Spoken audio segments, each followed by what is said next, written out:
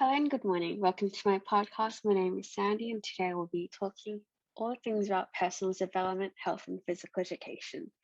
Allow me to introduce you to the K to 6 PDHP subject. But before that, let's ponder a little further. Why is PDHP a valuable curriculum unit? Well, PDHP is a curriculum unit where students participate in physical activity and develop their understanding of health and safety. According to the syllabus rationale, the aim of the curriculum is to develop student knowledge, understanding, skills, and attitudes. This allows them to take initiative in their own as well as others' health, safety, and well-being. The objective of the PDHP curriculum area is to build students. This is where students' knowledge, understanding, skills, and values and attitudes are developed. In addition, the study of PDHP is a valuable curriculum area for students as it provides them the opportunity to develop and build upon their self-identity, resilience, and connectiveness in order to learn how to interact collaboratively and respectively with others in the community. However, most importantly, through PDHP, students develop self-managing skills to help them become confident, powerful, and social responsible citizens in the community. The learning experience that is provided in the curriculum area builds up foundational skills, which allows them to lead healthy and safety lifestyles for themselves beyond the school level.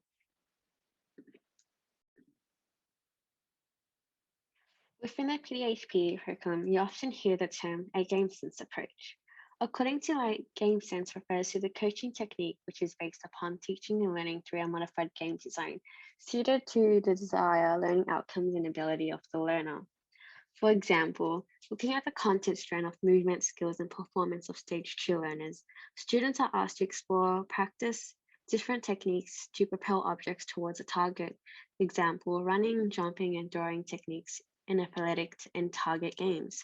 However, many students may struggle to participate in practicing different techniques such as running and throwing an object. Therefore, the game sense approach may be applied by modifying this technique by creating a game-like activity where students are asked to stand in a circle and throw a ball towards different players like hot potato. This will allow students the opportunity to develop and practice application connected towards the content and meet the syllabus outcome PD24. Moreover, the strength surrounding the game sense approach is significant in teaching physical education. The game sense is significant in teaching young students because this technique is centered around the student, which ensures their needs, interests, and abilities are met. In addition, that in an academic journal written by Light and Curry in 2012 discusses the strength of game sense approach as an inquiry-based approach which allows students to develop and build upon their own understandings and skill sets while participating in a game-based learning activity. Light and Curry further discusses the game sense approach in relation to non-traditional learning approaches where a discrete skill or technique is not seen critical before playing games in relation to learning. I believe an important factor, also discussed by these scholars, are the concept of authentic tasks. I believe applying authentic tasks for students' learning is a vital tool in teaching students. These scholars also argue that all learning occurs when authentic content is present within the modified games. These game sense learning activities are important in educational climate as they ensure students understanding decision making and skills occur while modifying the game content.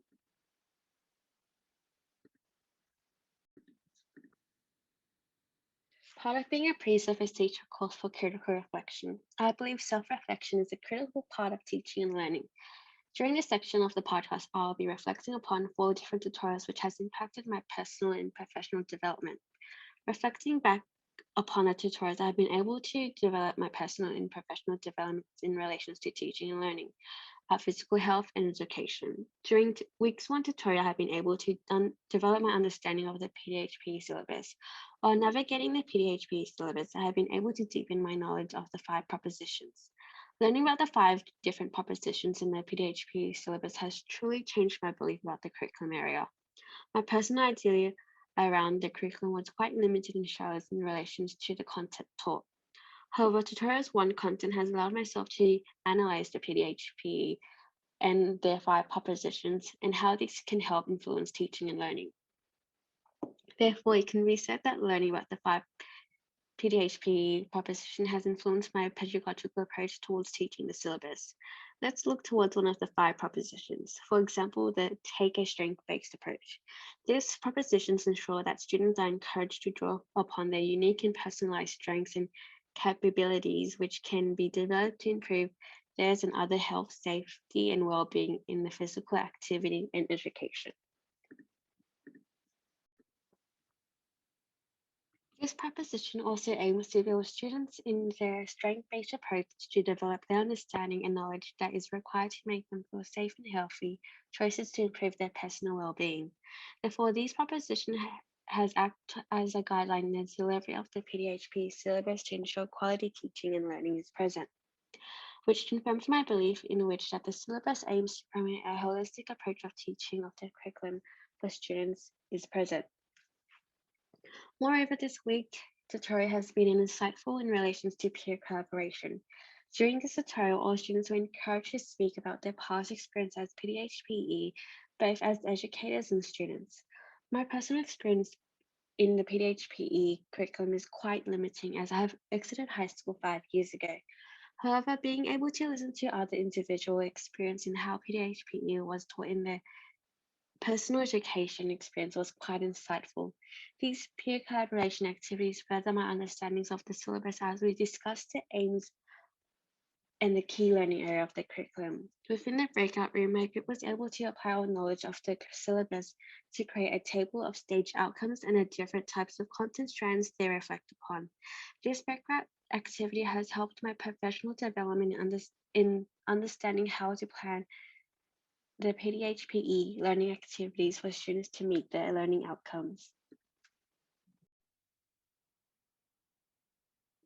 While it is often argued that health and physical education are an important factor in our lives and are claimed in having immense benefits for young students as well as adults, it is ironic that PDHPE continues to be marginalized in the curriculum.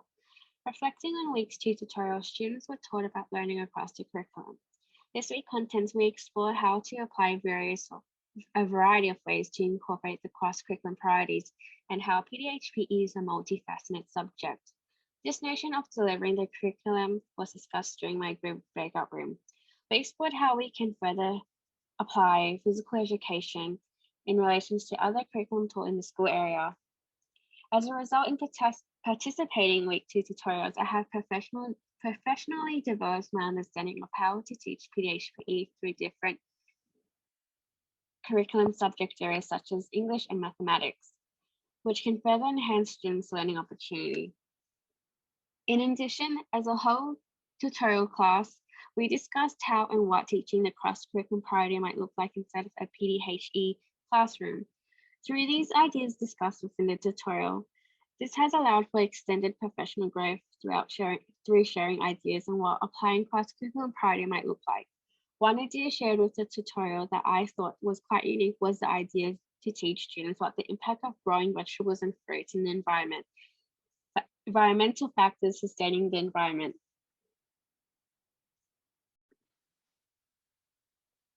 During week 4 tutorial 4, the content explored teaching physical education and what does a game sense approach look like in practice.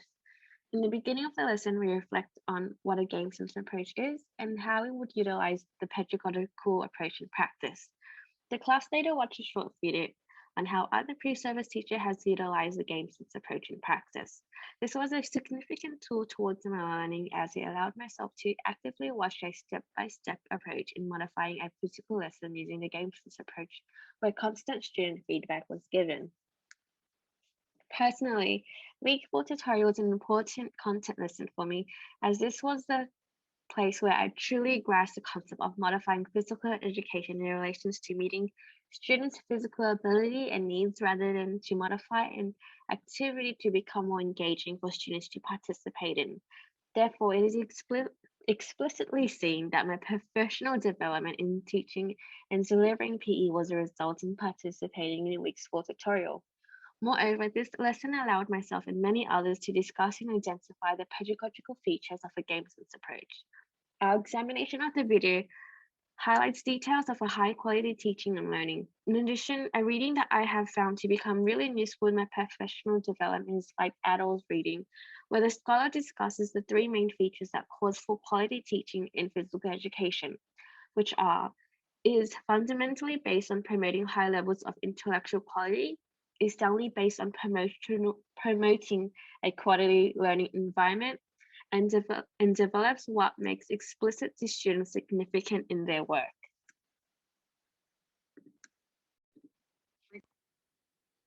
Moving on to week 7 tutorial content, which explores the different quality of PDHPE resources available for teachers and other educational staff members. During this lesson, we discuss the different teaching and learning strategies that teachers use in the classroom. The traditional teaching strategies commonly used in the classrooms are inquiry-based approaches, where students are asked to explore and discuss the content of the lesson. While these strategies of teaching students are adequate and however, there is a need to establish the rapid growing resource available online. According to Grill et al., ICT is seen as a critical aspect of teaching and learning within today's educational climate. In the week 7 tutorial, we briefly discussed IT resources that are available, which aims to assist teacher delivering the content of the lesson. The ICT resources discussed in the lessons were online road safety and anti-bullying sites. One large challenge that is seen in today's physical educational climate is to find innovative and interesting methods to engage young students to meet the recommended amount of physical activity to optimize health. Files and Instiger discuss how integrating small aspects of ICT into the lesson can help enhance the lesson. The scholars discuss how the incorporation of ICT is often overlooked in physical education and is seen more as an obstacle. They argue using ICT resources and software in the classroom ensures the application of meaningful tasks for students, such as adding music to help motivate students to move during physical lessons. We now come to the last part of the podcast, in which we continue to reflect upon the overall course. Daniel et al. Details the need to critical reflect as part of pre-service teachers as learning becomes a part of our everyday professional practice. Before we come to an end, let's all once again reflect about our learning experience. Coming into this course, I was intimidated about the aspects of teaching and learning, sports and physical activities. This nation of pre-service teachers seen reluctant teaching PH and PE isn't a new concept. Morgan studies indicate that both pre-service teachers and practicing teachers would rather teach other key learning areas. Like many new pre-service teachers coming into this course, I carry a range of barriers, for example, my lack of teaching experience and my knowledge about sports. I believe that these barriers overcome my passion of teaching a quality lesson. However, these challenges and barriers I carried coming into the course has dramatically reduced over time through the different learning experiences that I have undergone. It can be illuminated through peer collaboration and discussion. I became more confident about learning the content explored within the course. These learning activities in the breakout room was vital to my development as each student was encouraged to speak about their understanding and knowledge of PDHPE. In addition to the room, weekly breakout tasks where small groups were to create physical activities were highly important to my understanding of the game sense approach. Given the nature of this semester, creating an online plan to apply game sense approach in an imagined lesson was quite helpful. In this aspect, listening and discussing reasons why modification needed to occur in order to help students achieve their physical ability and learning outcome was quite insightful. Through participating in this semester, I have learned how to effectively apply game sense approach in my lessons.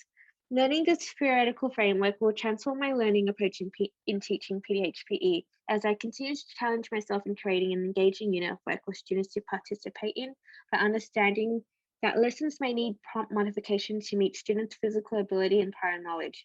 I have also extended my personal and professional ability in physical education through completing the online coaching course, where I was able to reflect upon my knowledge of coaching and the different aspects that I needed to improve on. This course has taught me to challenge myself and my professional knowledge in physical education. I hope listening to this reflectional podcast has inspired you to reflect upon your learning journey.